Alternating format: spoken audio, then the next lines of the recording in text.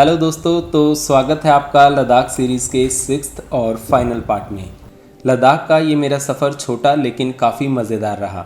इस बार मेरे पास यहाँ घूमने को 4 ही दिन थे, बट अगले साल मैं यहाँ के ऑफ बीट विलेजेस और दूसरी लोकेशंस कवर करने का ट्राई करूँगा।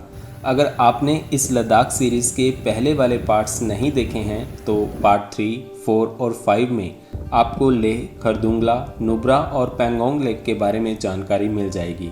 पिछली वीडियोस पर आप में से काफ़ी लोगों ने कमेंट करके लद्दाख की itinerary, best time to visit जैसे और भी कई सवाल किए थे, तो इस वीडियो में हम लेह केलोंग जर्नी के साथ साथ ये 3 पॉइंट्स भी कवर करेंगे: best time to visit, how to reach, 10 days itinerary and budget.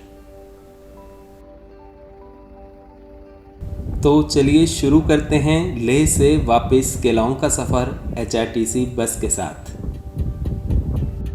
आज 6 जुलाई है और इस ट्रिप का मेरा 7वां दिन। मैं सुबह 3:45 बजे लेह बस स्टैंड पहुंच गया। टिकट मैंने पिछले कल ही रिज़र्व करवा ली थी और यहाँ आज 3 बसेस खड़ी हैं, जिसमें से 2 एक साथ जाएंगी। एक बस तो रेगुलर है और दूसरी स्पेशल है। ये लोग आर्मी के व्हीकल्स को छोड़ने लेह आए थे और अब वापसी के लिए HRTC बस को स्पेशल बुक किया है। मैं अभी उमेश भाई साहब की बस में हूँ, जिनके साथ फर्स्ट डे यहाँ आया था और ये स्पेशल बस लेकर दिल्ली जा रहे हैं। कंडक्टर और बाकी पैसेंजर्स दूसरी बस में हैं। ठीक 4 बजे दोनों बसेस यहाँ से चल पड़ी। रेगुलर रूट वाली बस में तो कम ही पैसेंजर्स हैं। दोनों बसेस पूरे रास्ते साथ ही जाएंगी क्योंकि दोनों बसेस का कंडक्टर एक ही है।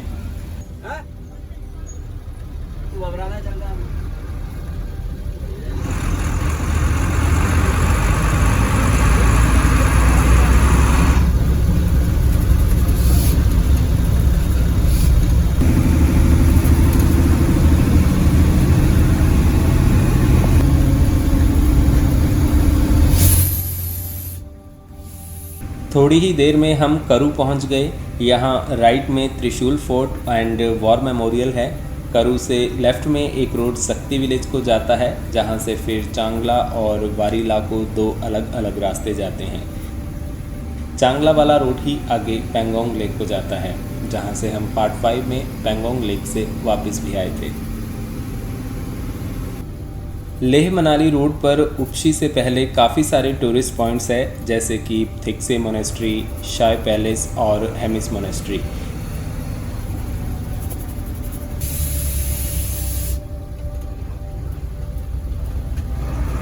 ये रोड काफ़ी अच्छा और प्लेन है, तो आप एक दिन लेह से स्कूटी रेंट करके ये सब पॉइंट्स कवर कर सकते हैं।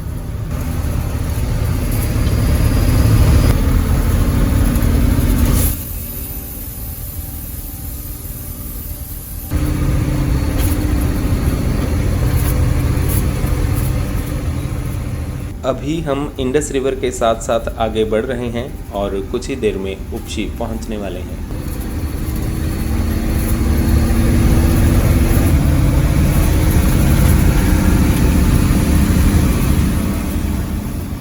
ठीक 5 बजे हम उपशी पहुंच गए। लेह से उपशी 49 किलोमीटर्स है और यहाँ एक चेक पोस्ट है, जहाँ लेह जाने वाले पैसेंजर्स की कोविड रिपोर्ट्स चेक होती हैं। हमारे कंडक्टर को भी यहाँ पैसेंजर्स की इन्फॉर्मेशन सबमिट करवानी पड़ती है। यहाँ बस का 10-15 मिनट का टी ब्रेक होता है और मैंने भी यहाँ पर स्टाफ के साथ बैठकर चाय पी।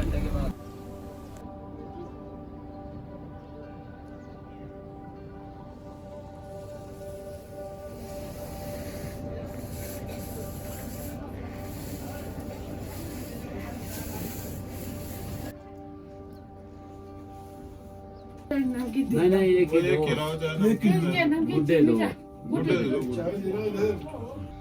5:15 बजे हम फिर उपशी से केलोंग की ओर चल पड़े। अब मैं दूसरी बस में आ गया हूँ क्योंकि इसमें लोग कम ही हैं और मुझे आगे पीछे घूमकर शॉट्स लेने में आसानी रहेगी। लेह जाते हुए हम तेंगलंगला से लेह का रास्ता कवर नहीं कर पाए थे क्योंकि उस टाइम रात हो गई थी। बाकी रास्ते की तरह ये लैंडस्केप भी काफ़ी खूबसूरत है।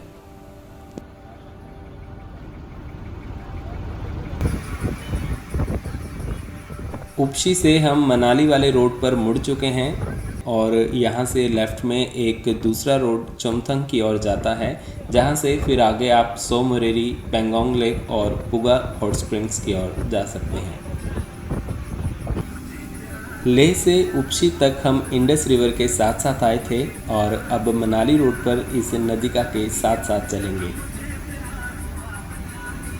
ये इंडस की ही एक छोटी सी ट्रिब्यूटरी है और सुबह की रोशनी में इसका हल्का नीला पानी बहुत ही सुंदर लग रहा है। लेह से तेंगलंगला का स्ट्रेच काफ़ी वेल मेंटेन्ड है। अगर केलोंग तक ऐसा रास्ता बन जाए तब तो मज़ा ही आ जाए।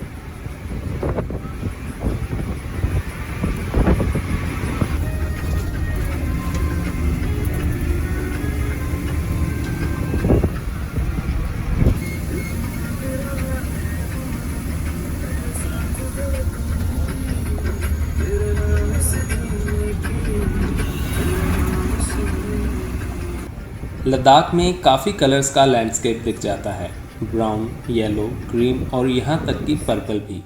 यहाँ सामने भी हल्की पर्पल पहाड़ियाँ हैं। ये क्यारी के पर्पल रॉक्स जितनी कलरफुल तो नहीं हैं, पर हल्की हल्की वैसी फील तो है।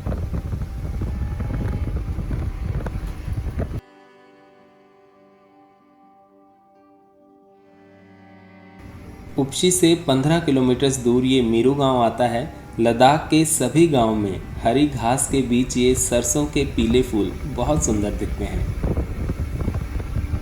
अब आगे रुमसे गांव आएगा और उसके बाद हम तेंगलंगला पहुंच जाएंगे।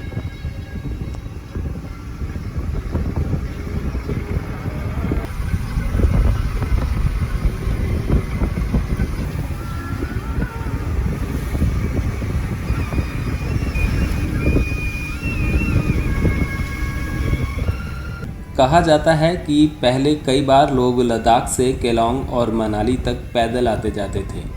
1962 में जब भारत और चीन का युद्ध हुआ तो कुछ सैनिक टुकड़ियों ने भी इस रास्ते का प्रयोग किया। उसके बाद यहाँ से सड़क निर्माण की योजना बनी। मनाली लेह रोड का निर्माण 1964 में शुरू हुआ था। इससे पहले लद्दाख और श्रीनगर को जोड़ने वाले एकमात्र रास्ते से ही लद्दाख तक पहुंचा जा सकता था। बट इंडो चाइना वॉर के बाद लद्दाख और मनाली के बीच सड़क निर्माण की संभावनाएं तलाशी गईं और 1964 में इसका निर्माण कार्य शुरू हुआ।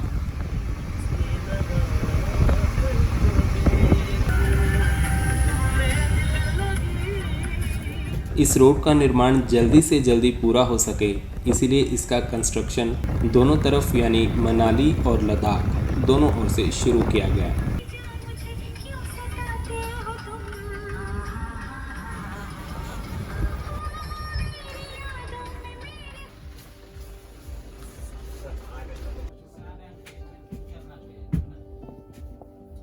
फाइव हाई पासेस से होकर गुजरने वाले इस सड़क के निर्माण के लिए बहुत सी परेशानियां भी थीं।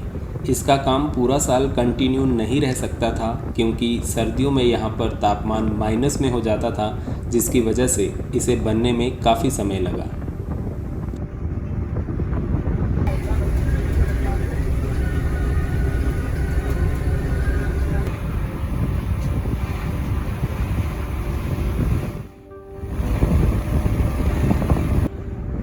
1989 में इस सड़क को आम लोगों के लिए खोल दिया गया।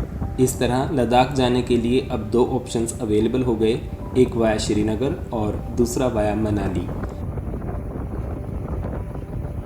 अटल टनल बनने से पहले लेह मनाली रूट 475 किलोमीटर्स लंबा था, पर अब ये दूरी 430 किलोमीटर्स रह गई है। इस हाईवे के लोएस्ट एल्टीट्यूड पॉइंट मनाली है जो 1950 मीटर पर है और हाईएस्ट पॉइंट तेंगलंगला है जो कि 5328 मीटर पर है। सड़क बन जाने के बाद HRTC ने मनाली से लेह के लिए बस शुरू की जो कि काफ़ी पॉपुलर रही। इस बस को दिल्ली जाने वाली बस के साथ कनेक्ट करके लेह दिल्ली रूट बन गया जो कि अब HRTC के साथ साथ इंडिया के सबसे पॉपुलर बस रूट्स में से एक है।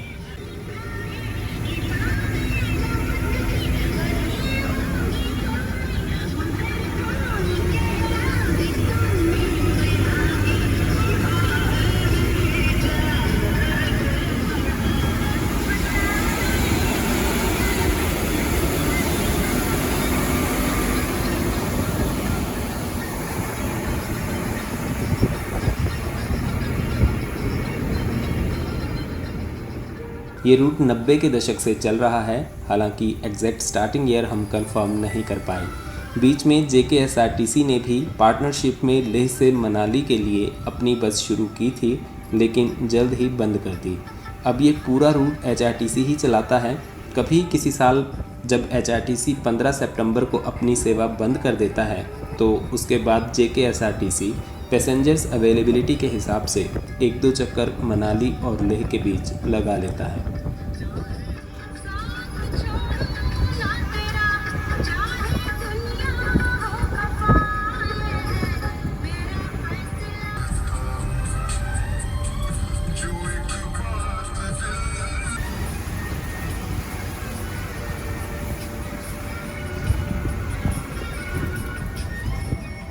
जब मनाली से लेह सड़क बनाई गई तब ये विश्व की सबसे ऊंचाई पर बनी सड़क थी और इस सड़क का सबसे ऊंचा पॉइंट यही तेंगलंगला था। इसके बाद कई और सड़कें ऐसी बन गई जो इससे भी ऊंचे पासे से होकर गुजरती हैं।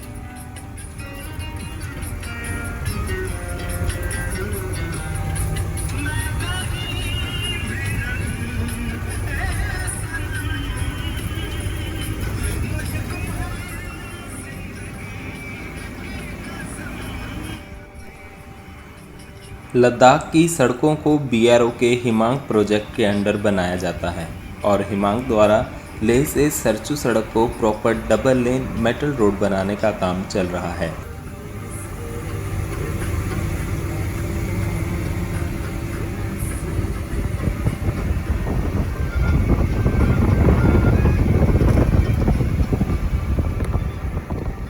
लेह से पांग तक का रोड काफ़ी अच्छा बन चुका है।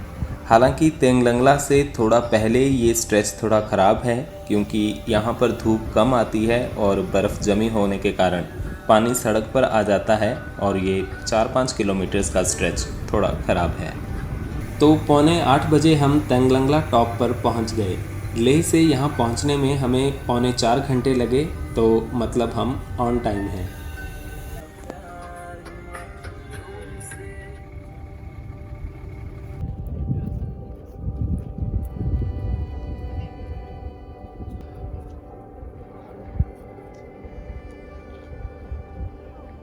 यहाँ एक छोटा सा टेंपल भी है। पैसेंजर्स के साथ साथ स्टाफ ने भी यहाँ फ़ोटोज़ खिंचवाई।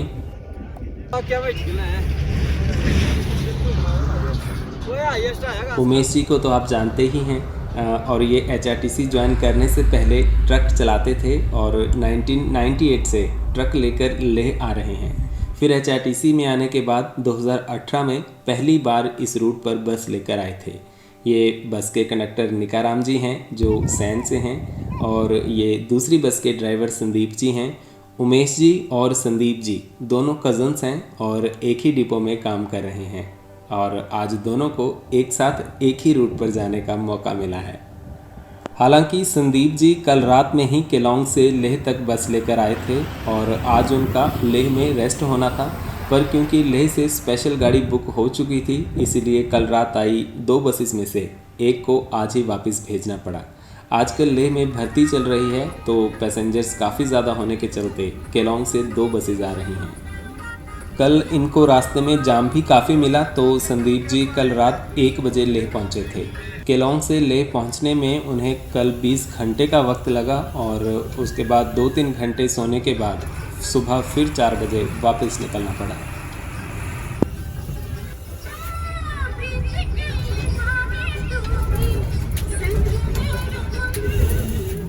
जून जुलाई के टाइम केलोंग से लेह आने वाली बसेस में भीड़ रहती है और रिवर्स में बसेस ऑलमोस्ट खाली ही जाती हैं, लेकिन क्लोजिंग टाइम यानी सितंबर में लेह से केलोंग जाने वाली बसेस ऑलमोस्ट पैक्ड जाती हैं।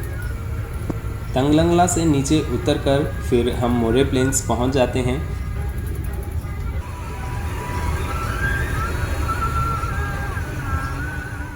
दोनों तरफ पहाड़ों के पैनोरामिक व्यूज़ और बीच में ये रनवे जैसी सीधी सड़क। यहाँ आकर लगता है जैसे वक्त ठहर सा गया हो। साइकिलिंग के लिए भी ये स्ट्रेच एकदम परफेक्ट है। ये प्लेन्स चूहा ग्राउंड के नाम से भी फेमस है क्योंकि यहाँ पर बहुत सारे जायंट रैट्स होते हैं।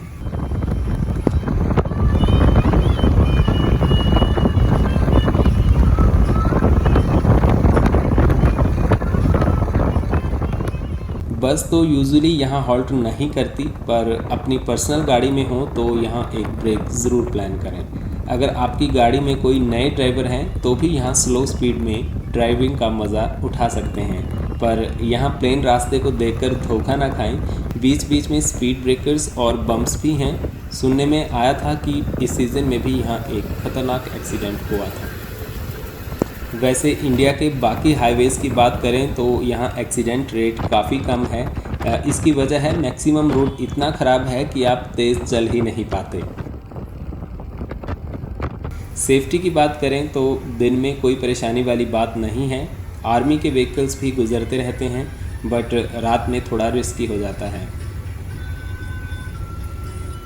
अगर यहाँ किसी ट्रक का एक्सीडेंट हो जाता है तो ड्राइवर उसे सड़क के किनारे खड़ा कर देता है, लेकिन 2-3 दिन के बाद उसके सारे पुर्जे गायब हो जाते हैं।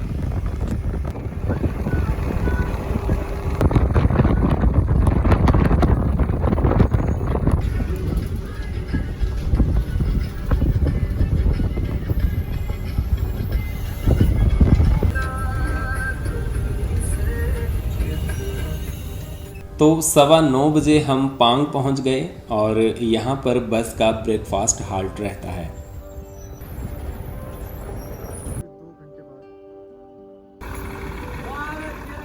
केलोंग से लेह जो बस आती है वो अपना फ्यूल साथ लेकर आती है और लेह में टैंक को भरा जाता है। बट ये स्पेशल बस तो देर रात लेह पहुंची थी और सुबह जल्दी निकलना पड़ा, इसीलिए लेह में रिफ्यूल करने का टाइम ही नहीं मिला। यहाँ पांग में अब ब्रेकफास्ट से पहले बस में डीजल भरा गया।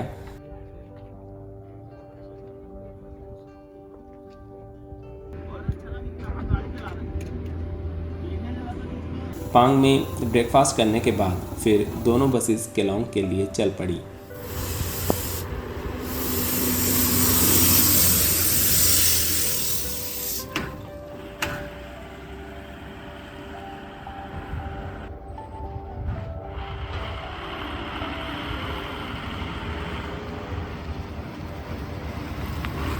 अब इसके बाद लाचुंगला, नकीला और गाटा लूप्स होते हुए हम सरचू पहुंचेंगे।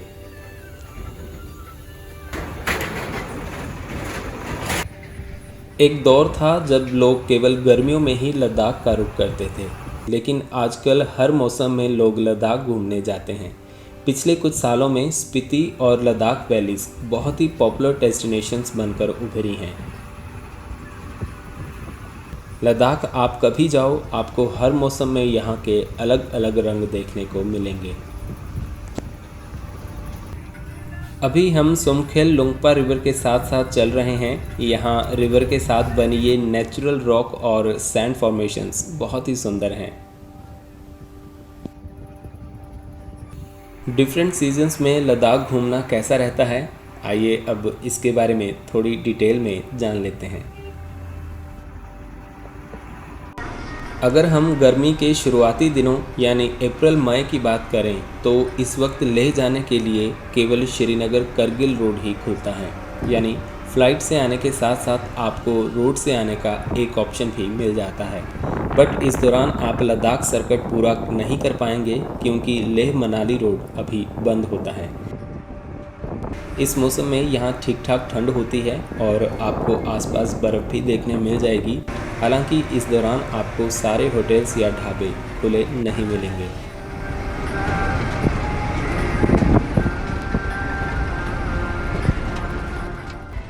मई ख़त्म होते होते या जून स्टार्टिंग में लेह से मनाली जाने वाला रूट खुल जाता है और मैक्सिमम लोग इसी टाइम लद्दाख का रुख करते हैं, या यूँ कहें कि लद्दाख टूरिज़्म का पीक टाइम यही होता है, जून और जुलाई। इस टाइम के दौरान रोड की कंडीशंस ठीक रहती हैं, ठंड भी थोड़ी कम हो जाती है। हालांकि यहाँ होटल, टैक्सीज और बाकी सब चीज़ों के रेट्स बढ़ जाते हैं। HRTC की दिल्ली लेह बस भी इसी टाइम में शुरू हो जाती है। फेमस टॉप कंगरी ट्रैक भी इसी टाइम किया जाता है।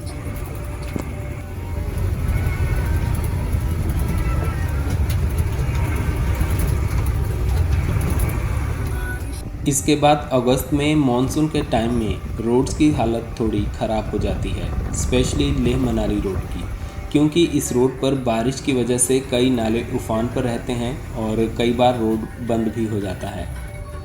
हालांकि लद्दाख में ज़्यादा बारिश नहीं होती। इस टाइम लद्दाख आना हो तो फ़्लाइट सेफ़ ऑप्शन है। अगर बाय रोड आएँ तो वेदर प्रेडिक्शन ज़रूर चेक करें, क्योंकि मंडी से लेकर कुल्लू और आगे दारचा से लेकर पांग तक काफ़ी पॉइंट्स हैं जो लैंडस्लाइड प्रोन हैं। वहीं सितंबर आते आते मानसून कम हो जाता है। इस टाइम बेस्ट व्यूज़ तो नहीं मिलेंगे, बट बजट में लद्दाख घूमने का यही सही टाइम है। ये टाइम लद्दाख टूरिज़्म का क्लोजिंग टाइम होता है और इस वक्त आपको यहाँ पर रहने, खाने या फिर घूमने के सस्ते ऑफर्स मिल जाते हैं।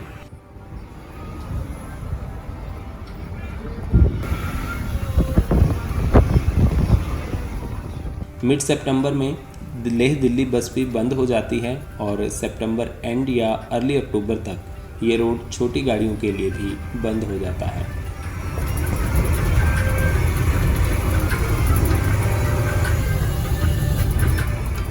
हालांकि लेह श्रीनगर रोड एक आध महीना और खुला रहता है और इस तरह नवंबर एंड तक लेह आने वाले दोनों रोड्स बंद हो जाते हैं। तो अक्टूबर नवंबर में विज़िट करने का मतलब है अनप्रिडिक्टेबल रोड कंडीशंस और बंद होते होटल्स या होम स्टेज। ऐसे टाइम में प्री प्लानिंग होना बहुत ज़रूरी है। हालांकि इस टाइम यानी ऑटम में नुब्रा वैली बहुत ही खूबसूरत दिखती है।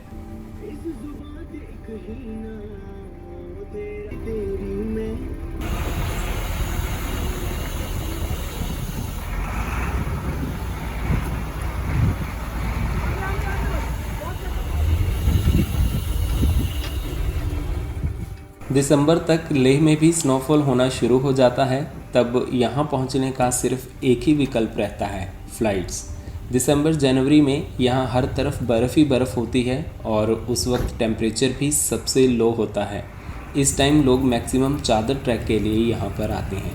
खरदुंगला और चांगला पासिस को अब विंटर्स में भी ओपन रखा जाता है, बट हैवी स्नोफॉल के बाद रोड्स क्लियर करने में थोड़ा टाइम तो लग ही जाता है। तो अगर आप पेंगोंग और नुब्रा वैली विज़िट करने जाएं तो कुछ दिन का बफर रखना ही होगा। दिसंबर से फरवरी तक यहाँ सिर्फ फ़्लाइट से ही पहुँचा जा सकता है।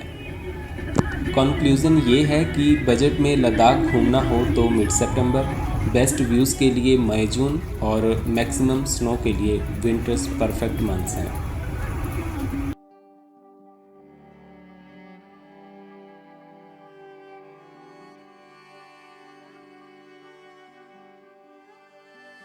लाचुंगला के बाद हम अब नकीला पहुंचने वाले हैं। देखिए, ये एक पुराना गिरा हुआ ट्रक है जिसका एक एक पुर्जा गायब है।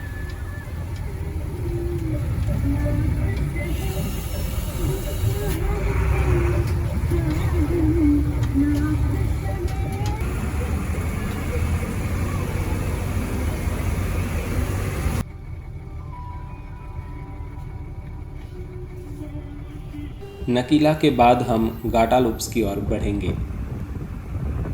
अब बात करते हैं कि आपको किन ऑप्शन से लेह आना चाहिए। विंटर्स में तो एक ही ऑप्शन है, फ़्लाइट्स। तो हम समर्स की बात करते हैं। आपके ऑप्शंस हैं buses, rented cab, rented bikes, share taxis और पर्सनल बाइक्स या कार्स। बसेस की बात करें तो दिल्ली से लेह के बीच HRTC जून से मिड सितंबर तक बस चलाता है।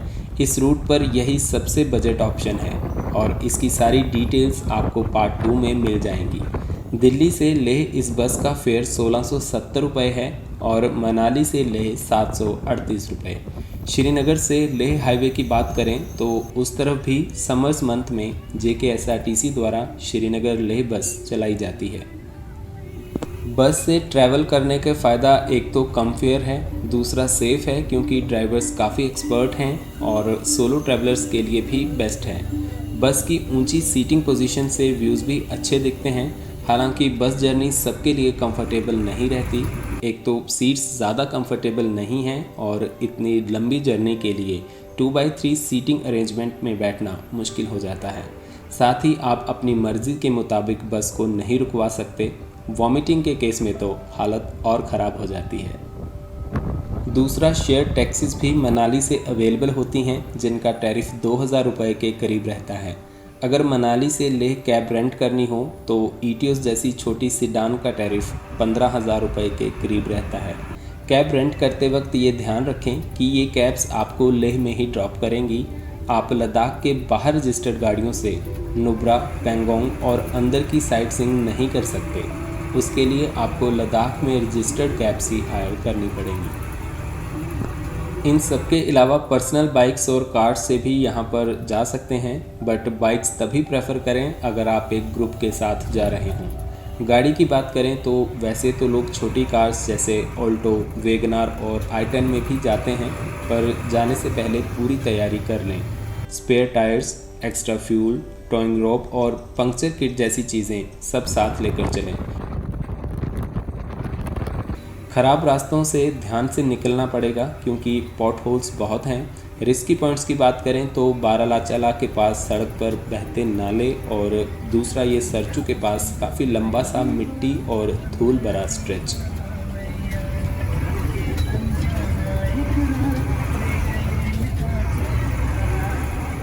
अभी हाल ही में सुना था कि एक किया सोनेट के सेंसर्स में यहाँ धूल भर गई थी। लद्दाख में कोई सर्विस स्टेशन ना होने की वजह से ओनर को 55,000 रुपये स्पेंड करके कार को वापस मंडी ले जाना पड़ा। तो ऐसे छोटी छोटी गलतियाँ पूरा ट्रिप खराब कर सकती हैं। अगर कोई डेंजरस पैच दिखे तो गाड़ी साइड में लगाकर पहले थोड़ा एनालाइज करें कि कैसे और कहाँ से गाड़ी निकालना सेफ रहेगा।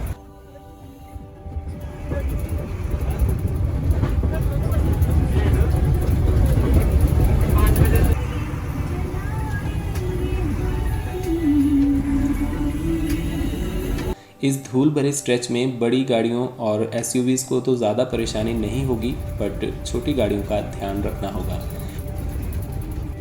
यहाँ से आने का कोई फिक्स रास्ता भी नहीं है, लोग अपनी मर्ज़ी से कहीं से भी गाड़ी निकाल लेते हैं। यहाँ हमें केलांग से लेह आती बसेस भी मिली। ये बसेस काफ़ी लेट हैं, यहाँ से लेह जाने में इन्हें करीब 10 घंटे और लगेंगे। तो आज भी ये बसेस 11-12 बजे से पहले लेह नहीं पहुँचने वाली।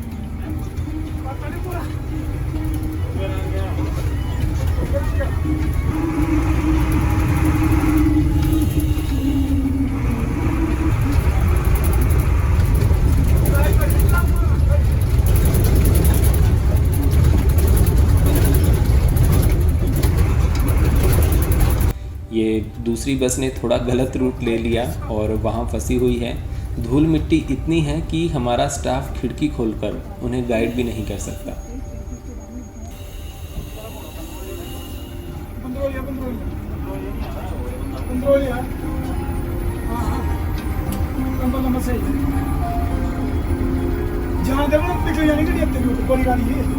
पर्सनल गाड़ी से जाने में एक और चीज़ ध्यान देने वाली है और वो है टाइम मैनेजमेंट।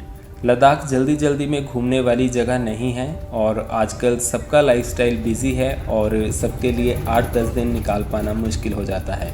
तो मैंने देखा है कि लोग दिल्ली या चंडीगढ़ से लद्दाख तक कंटिन्यूस ड्राइव भी करते हैं। ड्राइवर तो वो चेंज कर लेते हैं लेकिन गाड़ी को रेस्ट नहीं मिल पाता। स्पेशली केलांग से लेह की जर्नी रात में नहीं करनी चाहिए क्योंकि बीच में कहीं फंस गए तो हेल्प के लिए कोई नहीं मिलेगा। ये चीज़ एडवांस में ही प्लान कर लें कि किस दिन कितने किलोमीटर्स ड्राइव होगी और उसे ज़्यादा स्ट्रेच ना करें। मनाली से लेह वैसे तो एक दिन में कवर कर सकते हैं, पर आइडियली एक ओवरनाइट हाल्ट बनता है। ये हाल्ट आप सरचू या फिर पांग में ले सकते हैं।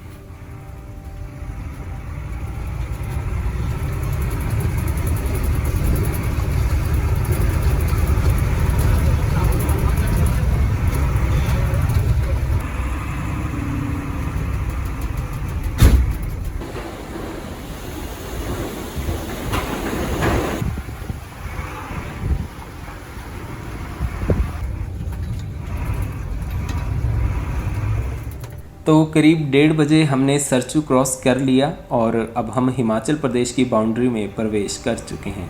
लेह से यहाँ तक हमें 9.5 घंटे लगे और आगे करीब 5 घंटे का रास्ता बाकी है। ये दोनों बसेस पूरे रास्ते एक दूसरे के आगे पीछे चलती रहीं। दोनों ड्राइवर्स की ड्राइविंग स्किल्स काबिले तारीफ़ हैं और दोनों को रास्ते की भी काफ़ी अच्छी जानकारी है। रास्ते में कोई जाम वगैरह नहीं मिला और हम ऑन टाइम चल रहे हैं।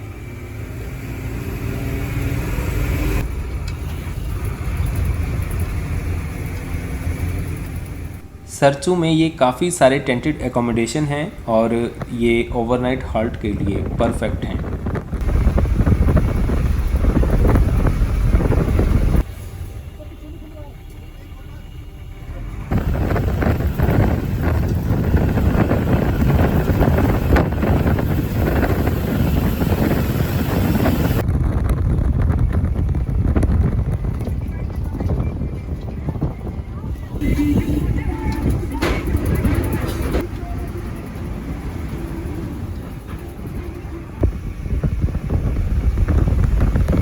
तो सरचू के बाद किलिंग सराय होकर हम भरतपुर पहुंच गए और यहाँ पर बस का लंच ब्रेक होगा।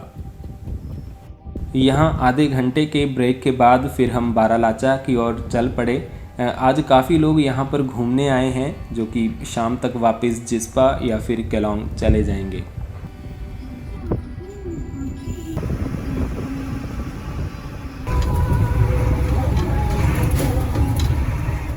दोपहर में ग्लेशियर मेल्ट होने की वजह से रोड पर ज़्यादा पानी भर जाता है।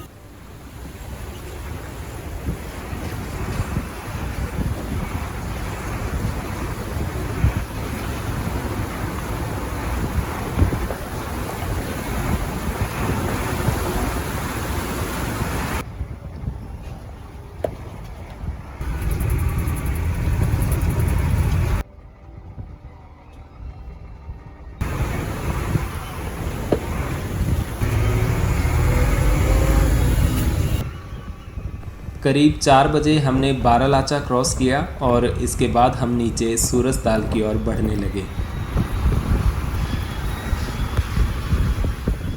पास से नीचे लेक का कुछ ऐसा व्यू दिखता है।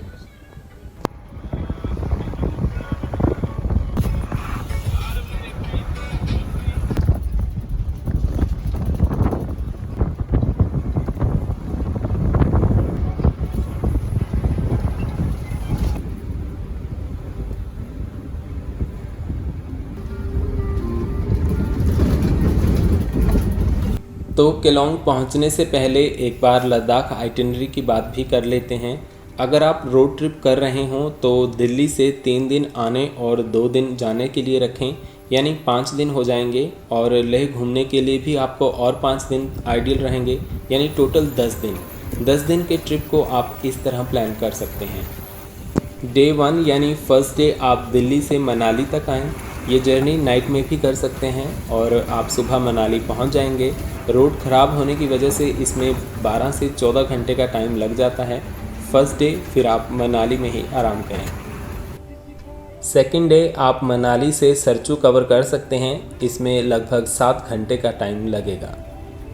फिर तीसरे दिन आप सरचू से लेह पहुंच सकते हैं, जिसमें आपको 9 से 10 घंटे का टाइम लग जाएगा। अल्टरनेटिवली मनाली और सरचू की बजाय आप ये हार्ट्स जिस्पा और पांग में भी ले सकते हैं। मतलब आप अपने हिसाब से जहां चाहे रुक सकते हैं, लेकिन दिल्ली से लेह जर्नी को 3 दिन में कवर करना आइडियल रहता है। लेह पहुंचने के बाद 4th डे आप अक्लाइमेटाइजेशन के लिए रखें।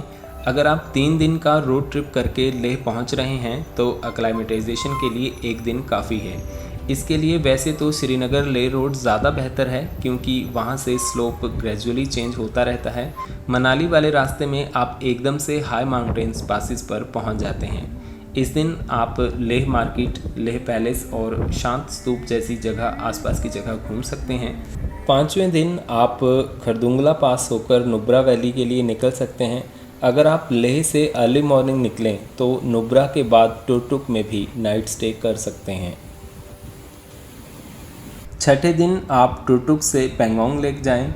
नाइट स्टे आप पेंगोंग या फिर टुरबुक में कर सकते हैं। 7वें दिन फिर वापस लेह आकर आप दोपहर के बाद वहीं पर आराम करें। इस सब के लिए 2 दिन के इनोवा बुक करने के चार्जेस 15,000 रुपये हैं और 3 दिन का 20 से 22,000 रुपये। 8वें दिन बाइक या स्कूटी रेंट करके फर्स्ट हाफ में थिक्से मोनेस्ट्री और शय पैलेस विज़िट करें और सेकंड हाफ में मैग्नेटिक हिल और संगम कवर करें। साथ ही लेह से वापस जाने की बुकिंग भी कर सकते हैं। स्कूटी के चार्जेस यहाँ 800 से 1000 रुपये पर डे और बाइक के 1500 से 2000 रुपये पर डे होते हैं। इसमें फ्यूल इंक्लूडेड नहीं रहता। अगर आपके पास और 2 दिन हों तो आप सोमरिरी और पुगा हॉट स्प्रिंग्स भी अपने आइटिनरी में शामिल कर सकते हैं। वापसी के लिए आप करगिल श्रीनगर होकर भी जा सकते हैं। वैसे अगर रोड ट्रिप करके यहाँ आए हों तो वापसी के लिए फ़्लाइट भी ले सकते हैं। दिल्ली से लेह का एवरेज फ़्लाइट प्राइस अभी 4500 रुपये के आसपास है और अगर एडवांस में बुक करें तो 3000 रुपये की डील्स भी मिल जाएंगी। ओवरऑल फ़्लाइट भी एक अच्छा ऑप्शन है क्योंकि वैसे भी दिल्ली से लेह रोड ट्रिप में इतना स्पेंड तो हो ही जाता है, तो एक साइड के लिए फ़्लाइट करना भी सही रहेगा। अगर आप मॉडरेटली स्पेंड करें तो 8-10 दिन के दिल्ली टू लद्दाख ट्रिप का खर्चा 18 से 20 हज़ार रुपये पर पर्सन तक आएगा। हिमाचल से लद्दाख का खर्चा 15 से 16 हज़ार तक होगा।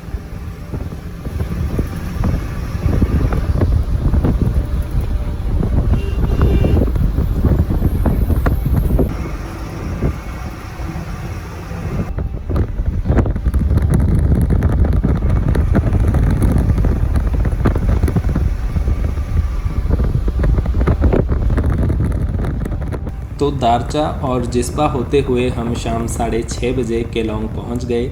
आज की टोटल जर्नी 14.5 घंटे की रही, जबकि फूड हॉल्ट्स के अलावा बाकी ब्रेक्स एकदम कम थे।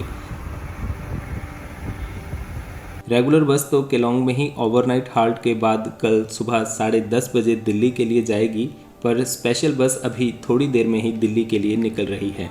ड्राइवर तो यहां पर चेंज हो जाएगा, बट कंडक्टर को सीधे दिल्ली जाना पड़ेगा। बस स्टैंड से वॉक करके मैं फिर अपने होटल नॉर्दलिंग में आया। मेरी गाड़ी मैंने यहाँ पर 6 दिन के लिए पार्क की थी। यहाँ से मैं कल दोपहर को घर के लिए निकलूँगा। अगले दिन यानी 8th डे सुबह मैंने थोड़ा केलोंग मार्केट एक्सप्लोर की और फिर चेकआउट करके मंडी के लिए निकला।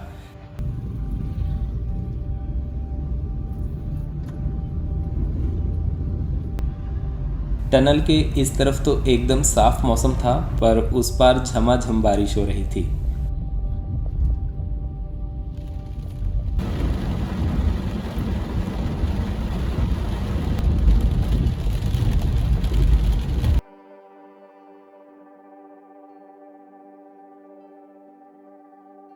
कुल्लू से मैं 3 बजे निकला और कुल्लू मंडी रोड पर बहुत ट्रैफिक जाम था और जाम के साथ ऐसे ड्राइवर सबके लिए काम खराब करते हैं। ये अपनी लेन से निकलकर दूसरी लेन में आगे भाग रहा था, बट जब आगे से ट्रक आ गया और फिर किसी ने इसे अंदर नहीं घुसने दिया।